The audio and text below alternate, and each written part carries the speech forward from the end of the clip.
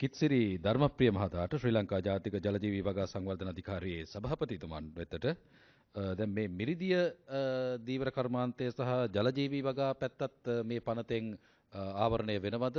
ඒ පිළිබඳව තොරතුරු කොහොමද? හොඳයි. මේ පනතෙන් දීවර පනත ජලජීවී වගාවට එහෙම නැත්නම් මිරිදිය දීවර අංශයට බලපාන්නේ කොහොමද කියලා කියන්න කලින් තව කාරණා දෙකක් අපේ මහාචාර්යතුමා කතා කරපු කරුණු වලට කාරණා දෙකක් එකතු කරන්න තියෙනවා. එකක් තමයි අපේ අමාත්‍යාංශයට තියෙන රාජකාරිය. ඒකේ පළවෙනි එක තමයි ආහාර සුරක්ෂිතතාවය.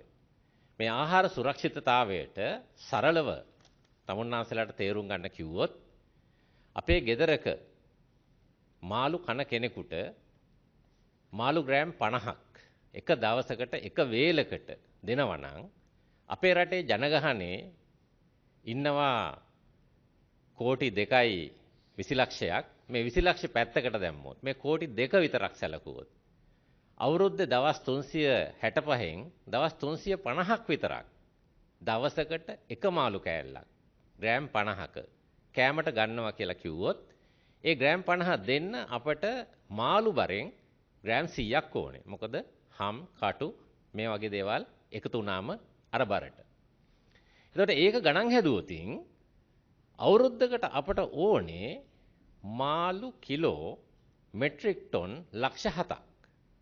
එතකොට මාළු මෙට්‍රික් ටොන් ලක්ෂ 7ක් අවශ්‍ය වුණකොට අපි දැන් නිෂ්පාදනය කරගන්නේ ලක්ෂ 4ක විතර ප්‍රමාණයක්. එතකොට අපට පේනවා මහ මුහුදක් තියෙනවා. මේ මහ මුහුද අති විශාලයි. මේ අති විශාල මහ මුහුදෙන් මේක ඔක්කොම අරගෙන එන්න පුළුවන්ද කියලා. එතකොට ඒ පුළුවන් වගේ පෙරුණට ඒක සීමිත සම්පතක්.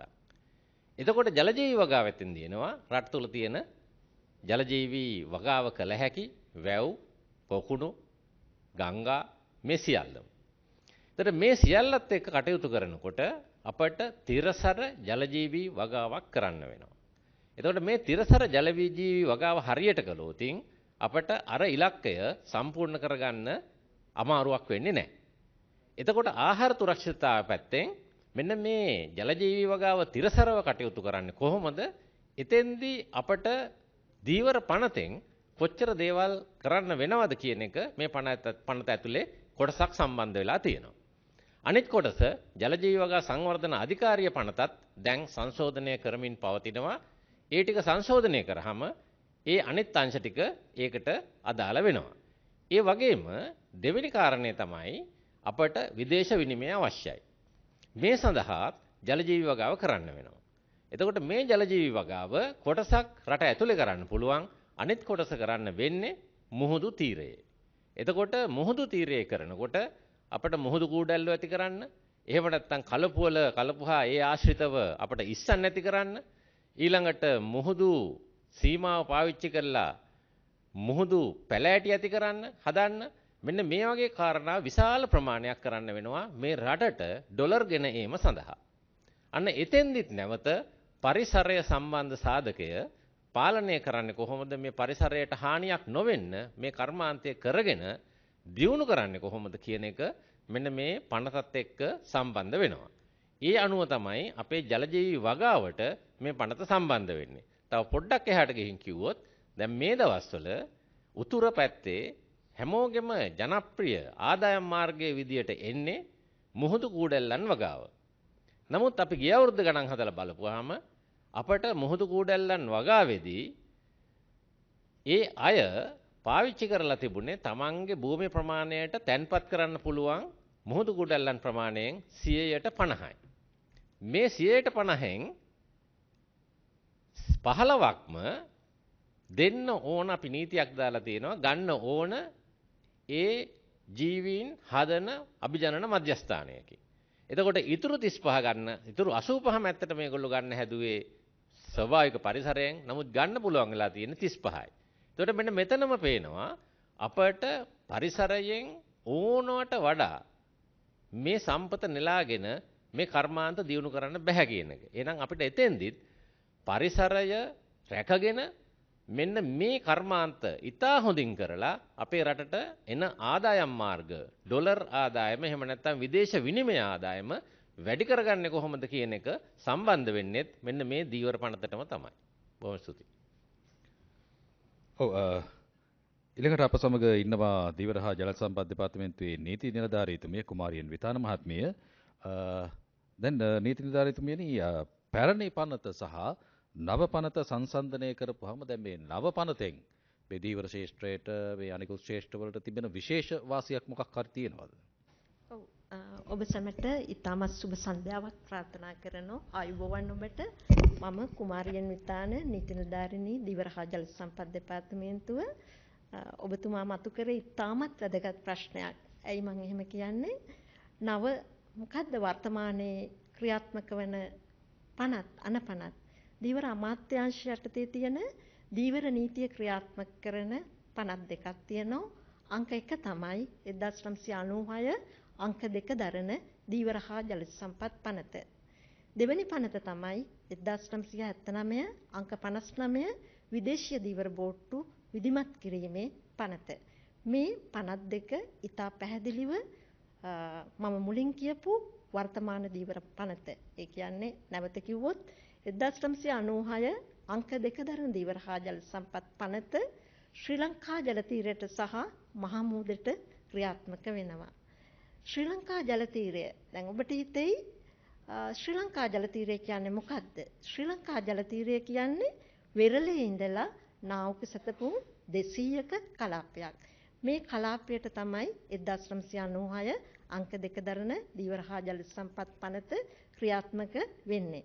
නැවතම ඔබට කිව්වොත් මේ ශ්‍රී ලංකා ජල තීරය අපි එක්සත් ජාතීන්ගේ ලෝක ආහාර කෘෂිකර්ම සංවිධානයේ සමාජිකයෝ මුහුද තියෙන සෑම රටකටම මා නැවත කිව්වොත් මුහුද තියෙන සෑම රටකටම මුහුදු නීති ප්‍රඥප්තිය මගින් මුළු ලෝකයේ රටවල් 200ක් සමාජිකයෝ හැමෝටම නාවක සතපුම් 200 ගානේ බෙදලා දීලා තියෙනවා. ඒ අනුව තමයි 1982 මුහුදු නීති ප්‍රඥප්තියෙන් අපිට නාවක සතපුම් 200ක කලාපයක් ලැබුණේ. මේ කලාපය කොටස් තුනකට බෙදෙනවා. අංක 1 තමයි අංක 1 මොකද්ද? වෙරළේ සිට මුල් නාවක සතපුම් 12 දේශීය ජල තීරය. ඒක මම තව විදියකින් කිව්වොත් ගොඩබිම වගේම නීතිය ක්‍රියාත්මක කරන්න පුළුවන්. ඊළඟට වෙරළේ සිට නාවක සතපුම් 24 කලාපය ඒ කියන්නේ දේශීය ජල තීරයේ ඉඳලා ඊළඟ කලාපය යාබද කලාපය කියලා කියනවා. ඒ දේශීය ජල තීරයේ ඉඳලා අනිත් කලාපය කියනවා ඔබට මට සුපුරුදු EZ කියනවා අපි එක්ස්ක්ලූසිව් ඉකොනොමික් සෝන් කියනවා අනන්‍ය ආර්ථික කලාපය. මෙන්න මේ ශ්‍රී ලංකා ජල තීරයට තමයි අපි දීවර නීතිය ක්‍රියාත්මක කරන්න කියන එක මම ඔබට පැහැදිලිව කිය යුතුයි. අපි නැවත මම ඔබට කතා කරොත් අපිට ලොකු චෝදනාවක් ආවා. මොකක්ද ආවේ මේ චෝදනාව? ඒක 2010 අපිට ආපු චෝදනාවක්. ශ්‍රී ලංකාව කියන්නේ මසුන් හොරකම් කරන රටක්. ඔබ කැමතිද ඔබට හොරා කියනවට? ශ්‍රී ලංකාවට ඒ චෝදනාව ආව 2010 දී. ඇයි එහෙම චෝදනාවක් ආවේ? මම ඔබට කියනවා ඇයි එහෙම චෝදනාවක් ආවේ? අපි මහා මුහුදට අපේ සහෝදර දීවර ප්‍රජාව යවනවා බලපත්‍ර නොමැතිව. මහා මුහුද කියන්නේ මොකද්ද? මම ශ්‍රී ලංකා ජල තීරය කියන්නේ මොකද්ද කියලා කිව්වා. මහා මුහුද කියන්නේ නාවක සතපුම් 200න් ඔබට පිහිටි මුළු ලෝකයටම ඕනම රටක අධිකරණ බල සීමාවෙන් ඔබට පිහිටි කලාපය අන්තර්ජාතික මුහුද. 2010 11 වෙනකොට අපිට ආපා ලොකු චෝදනාවක්. මොකද අපි අන්තර්ජාතික සම්මුතීන් ඒ කියන්නේ මුහුදු නීති ප්‍රඥප්තිය ඇතුළු අන්තර්ජාතික සම්මුතීන් 4ක් අත්සන් කළ තුනේ වෙනකොටත් අපිට මුළු ලෝකයම කිව්වේ ඉන්දියන් සාගර ටූනා කොමිසම ඇතුළු මුළු ලෝකයේම අපිට චෝදනාවක් ආව මේ මුහුදු නීති සම්මුති ඈත අතීතයේ අත්සන් කරා නම් ඔබේ නීතියට ශ්‍රී ලංකාවේ නීතියට ඇතුල් කරගන්න. ඉතින් අපි මේ චෝදනාවට අපි පිළිතුරු දුන්නා 2013 අංක 35 දරන පනතින් අපි මහා මුහුදට ගියා. දැන් මම ඔබට කියන්න හදන්නේ ඊළඟට නව දීවර හා ජල සම්පත් පනත ගැන කතා කරන්න පෙර තව එක පනතක් තියෙනවා 1979 අංක 59 දරන විදේශීය දීවර බෝට්ටු විධිමත් කිරීමේ පනත. මේ විදේශීය දීවර බෝට්ටු කිව්වහම ඔබට හිතෙනවා ඇති ඇයි මේ විදේශීය දීවර බෝට්ටු ගැන අපි කතා කරන්න කියලා. විදේශීය දීවර බෝට්ටු කියන්නේ ඕනම රටක ජල තීරයකට විදේශීය දීවර බෝට්ටුවකට ඇතුළු වීමේ අයිතිය තියෙනවා. ඒක මුදු නීති ප්‍රඥප්තිය මගින් තියෙන්නේ. නමුත් මසුන් අල්ලනවා නම් ඒ රටේ අදාළ දීවර දෙපාර්තමේන්තුවෙන් බලපත්‍ර ලබා ගන්න ඕන. මේ 1979 අංක 59 දරන ඈත අතීත පනතින් අපි කරේ විදේශීය දීවර බෝට්ටුවක් ආවහම අපි හිතමු නීති බලපත්‍රයක් නොමැතිව නීති විරෝධීව මසුන් මරනවා නම් ඒ අයට නීති ක්‍රියාත්මක කිරීම තමයි සියලු සන්නද්ධ සේවාවල සහාය ඇතුව මේ පනත ක්‍රියාත්මක කරන්න බලය දීලා තියෙනවා. දැන් අපි බලමු නව දීවර හා ජලජ සම්පත් පනත සහ අද මේ යෝජනා කරන දීවර පනත් කෙටුම්පතේ තියෙන වෙනස මොකක්ද? ඔබ දීවර පනත පරිස්සමින් කියවලා බැලුවොත් මුලින්ම එනවා පූර්විකාව. ඉංග්‍රීසියෙන් නායකට කැප්ෂන් කියලා කියනවා. මේ පූර්විකාවේ අපි වෙනසක් කරා නව දීවර හා ජල සම්පත් යෝජිත පනත් කෙටුම්පතේ. මොකද්ද මේ කරපු වෙනස? ඔබ පරිස්සමින් කියවලා බැලුවොත් අලුත් දැන් තියෙන දීවර හා ජල සම්පත් පනත ඉතා පැහැදිලිව කියලා තියෙනවා. ශ්‍රී ලංකා ජල තීරයේ තියෙන මුහුදු සම්පත් කළමනාකරණය කරන්න, සංරක්ෂණය කරන්න, විධිමත් කරන්න, සංවර්ධනය කරන්න. මේකට තව විදියකින් කියනවා තිරසාර භාව කියලා. තිරසාරව නෙලා ගැනීම. තවත් විදියකින් කිව්වොත් පාරිසරික සමතුලිතතාවය රැක ගැනීමෙන් නෙලා ගැනීම. අපි අලුත් පනතට කරපු වෙනස මොකද්ද? පූර්විකාවේ පොඩි වෙනසක් කරා. තියෙන පනත් කෙටුම්පතේ තියෙන පනතේ තියෙන දීවර නීතියේ මේ ටික තියෙන බව ඇත්ත.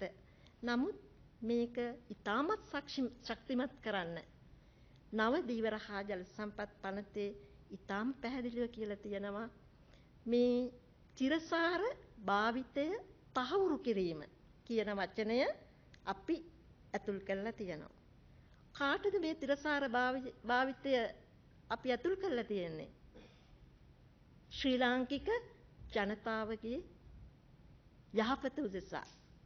දීවර ප්‍රජාවගේ විතරක් නෙමෙයි, නැවත මම පුනරාවරණය කරනු සමස්ත ශ්‍රී ලාංකික ජනතාවගේ යහපත සඳහා තමයි නව දීවර හා ජල සම්පත් පනත ඉතා ශක්තිමත් අන්දමින් ගෙන එන්නේ.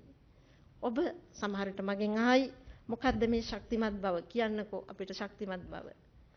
පවත්නා දීවර පනත පරිච්ඡේද 10කින් සමන්විතයි. කොටස් 10කින් සමන්විතයි. නව දීවර හා ජල සම්පත් පනත පරිච්ඡේද කොටස් 12කින් සමන්විතයි. ඊටමත් වැදගත් කොටස් පරිච්ඡේද වලට බෙදලා තියෙනවා. ඒ විතරක් නෙමෙයි. වගන්ති පෙළ ගැස්මක් තියෙනවා. ඔබට පොතක් කියවනකොට පටුණක් තියෙනවා නම් හරි ලේසි. වගන්ති පෙළ ගැස්ම කියන්නේ ශ්‍රී ලංකාවේ නීතියට අලුත් දෙයක්. sectional arrangement of sections. මේක අපි අලුතෙන් අපට දාන්න නීති කෙටුම්පත් සම්පාදකතුමිය සහ නීතිපති දෙපාර්තමේන්තුවේ සොලිසිටර් ජෙනරාල්තුමියත් ඒකට එකග වුණා. වගන්ති පෙළ ගැස්ම ඒ කියන්නේ පනත අපි මුල් පිටුවෙම තියෙනවා මේ පනතේ ඇතුළත් දෑ මොනවද කියලා. ඒක දීවර නිලධාරීන්ට පහසුවක්. ඊළඟට නීති ශ්‍රේෂ්ඨයේ ඉන්න නීති නිලධාරියන්ට පහසුවක්. ඔබට මාධ්‍යවේදීන් වෙන සහෝදර ඔබට පහසුවක්. දීවරින්ට පහසුවක්. අනිකුත් පාර්ශවයන්ට පහසුවක්. අංක 1 වගන්ති පෙළ ගැස්මක් ඇතුල් කිරීම. ඊළඟට අපි බලමු මොනවද මේ පනතේ තියෙන වෙනස්කම්. මම ඔබට කිව්වා පවත්නා පනතේ දීවර හා ජල සම්පත් කළමනාකරණය සඳහා රටක යම් සම්පතක් කළමනාකරණය කරන්නේ කොහොමද? මම ඔබෙන් ඇහුවොත් ඔබ මගෙන් ඇහුවොත් පිළිතුර මොකද්ද? යම් කිසි ක්‍රමවේදයක් තියෙන්න ඕන. පවත්නා සම්පතක් දීවර සම්පත උනත් පාවිච්චි කරන්න. ඒකට අපි හඳුන්වලා දීලා තියෙනවා 1996 ඉඳලා බලපත්‍ර. මේ බලපත්‍ර ලබා දීමේ ක්‍රමය කිසියම් ක්‍රමවේදයකට මේකේ ඉතාමත් පැහැදිලිව දක්වලා තියෙනවා. ඒවා අලුතෙන් එකතු කරපු ඒවා නෙවෙයි, තිබෙන පනතෙත් තියෙනවා. මේ පනතේ ඉතාමත් ශක්තිමත්ව මේ අලුත් නව පනතට ඇතුල් කරලා තියෙනවා. ඊළඟට අපි විශාල ප්‍රශ්නයකට මුහුණ දුන්නා. ඔබ දන්නවා එක්ස්ප්‍රස් පර්ල් වගේ ශ්‍රී ලංකාව කියන්නේ එවැනි අවදානම් සහිත දේවල් වලට මුහුණ දීපු රටක්. ඒ වෙලාවේ අපේ සහෝදර දීවර ප්‍රජාවට දීවර හිතමිතුරන්ට මුදල් ගෙවීමේදී ලොකු ප්‍රශ්නයක් ඇති වුණා. දීවර පනතේ දීවරයා යන්න අර්ථ නිරූපණය නැහැ. අපිට තිබිච්ච චෝදනාවක්. අපි දීවරයා යන්න කවරේද යන්න අර්ථ නිරූපණය පැහැදිලිව දක්වලා තියෙනවා. ඒ විතරක් නෙමෙයි. දීවරයා විතරක් නෙමෙයි. මේ දීවර ශ්‍රේෂ්ඨයට ඉතා විශාල සුවිශේෂී කණ්ඩායමක් අපිත් එක්ක සම්බන්ධ වෙලා ඉන්නවා. දීවරයා ඩිරෙක්ට් ඍජුව සහ වක්‍රව. එතකොට මේ දීවර ශ්‍රේෂ්ඨයට වක්‍රව බලපාන අයට අපි අර්ථ නිරූපණයක් ඇතුල් කරලා තියෙනවා. ඊළඟට මම ඔබට කිව්වොත් දීවර නීතියේ හදවත, දීවර යාත්‍රාව, දීවර බෝට්ටුව. මම හිතන්නේ ඔබ මාත් සමග එකඟ වෙයි. සහෝදර දීවර නිලධාරීන් එකඟ වෙයි. 95%, 99% ශ්‍රී ලංකා ජල තීරයට හෝ මහමුහුදට යනවා නම් දීවර බෝට්ටුවක් අද නම් නව පනත දීවර යාත්‍රාව ලෙස නම් කරලා තියෙනවා. දීවර යාත්‍රාවක් භාවිතා කළ යුතුයි. අංක 1 දීවර යාත්‍රාව නීත්‍යානුකූලභාවය. ඒක ඉතාමත් පැහැදිලිව තියෙන්න ඕන. මෙතනින් දීවර යාත්‍රාවේ නීත්‍යානුකූල බව වැඩිදුරටත් පැහැදිලි කරලා තියෙනවා. අපිට ආපු ගැටලු තමයි අපේ දීවර ශ්‍රේෂ්ඨයට ආපු ගැටලු සියල්ල මම නීති නිලධාරියන් කියනවා නෙවෙයි, සියලු ගැටලු निराකරණය කරලා තියෙනවා. ඇයි මම එහෙම කියන්නේ? අපිට ඇතිවෙච්ච ගැටලුවක් තමයි මේ ලියාපදිංචි අයිතිකරුවන්ට හැර මේකට ප්‍රතිලාභ ලැබෙන කට්ටිය ඉන්නවා. ඒක නිසා ඒගොල්ලොත් ලියාපදිංචි කරගන්න. ඒ අනුව අපි ලයිසන්සින් නීත්‍යානුකූල බව පැහැදිලිව මේ පනතේ දක්වලා තියෙනවා. ඊළඟට දීවර බෝට්ටුවක් ඉදිකිරීම ඒවා අපි ඊටමත්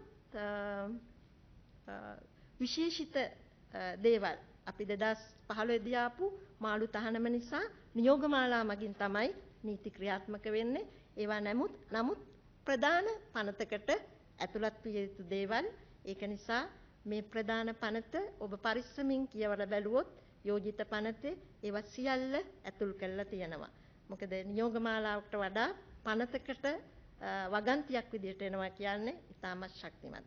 ඊළඟට ඉතා විශාල දීර්ඝ පනතක් මම කෙටියෙන් කිව්වොත් මේකේ කළා තියෙන ඉතාම විශාල වෙනස තමයි ඔබ දන්නවත් ඇති නොදන්නවත් ඇති ශ්‍රී ලංකා ජල තීරයට බෝට්ටු වර්ගීකරණය කළා තියෙනවා 6 ආකාරයකට. ඒ 6 ආකාරය කෙටියෙන් කිව්වොත් ළඟ මුහුදට, ඊළඟට තියෙන යාබද මුහුදට, ඊළඟට තියෙන ගැඹුරු මුහුදට සහ අක්පෙරළ දීවර බෝට්ටු විදියට තමයි මේ බෝට්ටු අපි වර්ගීකරණය කළා තියෙන්නේ. මේ බෝට්ටු 6 ආකාරයටම අපි උදාහරණයක් වශයෙන් අපි හිතමු ලියාපදිංචි කිරීමේ සාතිකයක් නැතුව ශ්‍රී ලංකා ජල තීරයට යනවා. එවැනි කෙනෙක් මහ මුහුදට යනවා නම් නව පවත්නා පනතේ තියෙන්නේ රුපියල් 25000කට වැඩි දඩයක්. නමුත් අපිට හිතුණු දේ තමයි ඊළඟට දීවර නිලධාරීන්ගෙන් සහෝදර දීවර ප්‍රජාවගෙන් වඩා දීවර නිලධාරීන් කියපු දේ තමයි දීවරයින්ගේ ලැබෙන ආදායම මත යම් කිසි කෙනෙක් වැරද්දක් කරනවා නම් එහි දඩය නියම කරන්න කියන එක. ඒ අනුව මේ පනතේ කරපු දීවර ප්‍රජාවට කරපු සුවිශේෂීම දේ තමයි බෝට්ටු 6 ආකාරයට වර්ගීකරණය කිරීම. ශ්‍රී ලංකා ජල තීරයේ ආදායම අනුව තමයි දඩය තමන් වරදක් කරොත් දඩය තීරණය කරන්නේ. මම හිතන්නේ මට ලැබිලා තියෙන කාලය ඉතාමත් සීමිතයි. ඉතාමත් නැවතත් සාරාංශගත කරොත් මම නැවත පුනරාවර්තනය කරනවා මේ පනතේ නව පනතේ මුඛ්‍ය පරමාර්ථය සස්ටේනබිලිටි. එහෙම නැත්නම් තිරසාර ලෙස නෙවලා ගැනීම. මේකේ යහපත කාටදද? සමස්ත ශ්‍රී ලාංකික ජනතාවටම බව මා අවසාන වශයෙන් කියමි. ස්තුතියි ඔබට.